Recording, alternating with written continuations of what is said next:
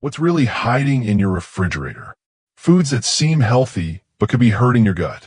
Let's take a little trip into the fridge today. At first glance, everything looks pretty healthy. Fresh veggies, a few snacks, maybe even some organic dairy. But hold on. Some of these foods might not be as gut-friendly as they seem. This is your reminder that what looks healthy on the surface could be secretly working against your well-being. So today on Optimal Health, let's uncover the hidden pitfalls in everyday healthy foods and what to do instead. Cherry tomatoes, small but sneaky. Let's start with cherry tomatoes. You see them everywhere, in salads, as snacks, and lunchboxes. And sure, they're packed with lycopene, a well-known antioxidant. But here's the issue.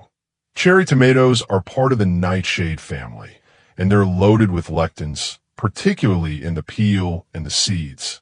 Lectins are plant proteins that can irritate the gut lining and disrupt digestion. They act like tiny invaders, clinging to your cells and triggering inflammation. If you love tomatoes, there's a better way to enjoy them. Choose large, ripe tomatoes. Then peel them, dece them, and cook them down. That process removes most of the lectins while keeping the flavor and nutrients. Pickles and cucumbers, the fermentation trap. Moving on, pickles. Who doesn't love the crunch of a tangy pickle? But not all pickles are created equal. Cucumbers are part of the squash family, another group high in lectins, especially in the peels and seeds. And while traditional fermentation can reduce lectins, most commercial pickles today are not fermented. They're just soaked in vinegar or brine. No real probiotics, no gut benefit. In parts of Europe, places like Italy, Greece, and France, cucumbers are always peeled and deced before serving. They've known for centuries that the outer parts contain compounds that can upset digestion. So if you're having pickles or cucumbers, take the extra step, peel and dece them. It makes a big difference. White bread, the sugar bomb in disguise. Maybe you're planning to make a little sandwich with those cucumbers and pickles. If that sandwich involves white bread, it's time to reconsider. One slice of white bread contains the equivalent of 4 teaspoons of sugar, and yet it doesn't taste sweet at all. The refined starches break down into glucose almost instantly, spiking blood sugar and feeding inflammation. Worse, white bread is packed with gluten, a form of lectin that many people's guts simply can't handle. So what to do?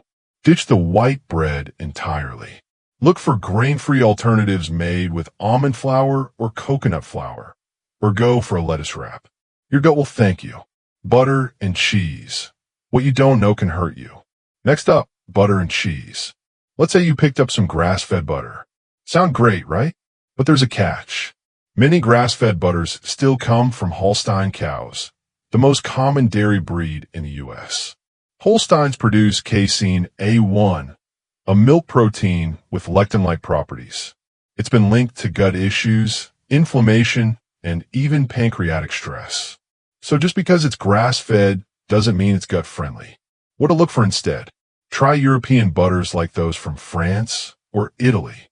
Even better, reach for goat butter, sheep butter, or buffalo butter. These animals produce casein A2, a more digestible protein that's less inflammatory. And if you're not sure about the source, your safest bet is grass-fed ghee. Ghee is clarified butter, and during the process, almost all casein and lactose are removed. It's shelf-stable, versatile, and even tolerated by many people who are dairy sensitive. Egg labels. Don't be fooled. Let's talk about eggs. You see cage-free on a carton and think, great, that means happy hens roaming around, right? Not quite. Cage-free is a marketing term. Legally, it just means chickens aren't kept in cages, but they can still be packed by the thousands in dark warehouses, never seeing the light of day. What you really want are pasture-raised eggs, ideally from chickens that forage outdoors, pecking at bugs and grass. These eggs contain better omega-3 profiles, more vitamins, and less inflammation-promoting omega-6 fats. So skip the vague labels. Look for pasture-raised and brands that show how their chickens live. Yogurt. Not all cultures are created equal. Greek yogurt is everywhere, and it's marketed as a health food. But here's the truth. Most Greek yogurt sold in the US is made from Holstein cow milk. And again, we're back to casein A1.